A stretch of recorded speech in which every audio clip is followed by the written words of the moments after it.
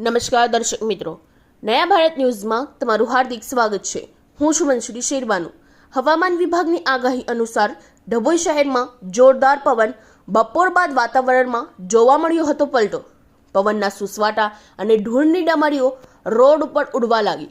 જોરદાર પવન, દુકાનોના મંડપ પણ હળવા લાગ્યા હોવાના કારણે છેલ્લા કેટલાક દિવસની અસહ્ય ગરમી અને બફારાથી આંશિક રાહત અનુભવતા પંથકવાસીઓ ડભોઈ શહેર અને તાલુકામાં જોરદાર પવન ફૂંકાયો હતો। ધૂળની ડમરીઓ ઉડવા લાગી હતી। એકદમ વાતાવરણમાં પલટો આવતા સમગ્ર પંચકમાં વાદળછાયું વાતાવરણ થઈ ગયું હતું। કેટલીક દુકાનોમાં ધૂળ ઘૂસી જવા પામી હતી। રોડ રસ્તાઓ પર પણ ધૂળ થઈ ગઈ હતી। જ્યારે ડભોઈ તાલુકાના હવામાન વિભાગની આગાહી અનુસાર ડભોઈ તાલુકાના ચાંદોદ પંથકમાં વરસાદની એન્ટ્રી યાત્રાધામ ચાંદોદ, કરનાળી, નવા જૂના માંડવા સહિતના ગામોમાં વરસાદ વરસ્યો। બપોર બાદ વાતાવરણમાં જોવા મળ્યો હતો પલટો।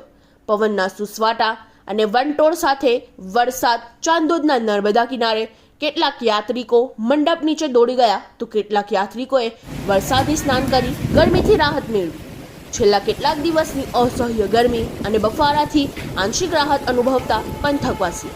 Bureau report Lalabhai Bhatiyar.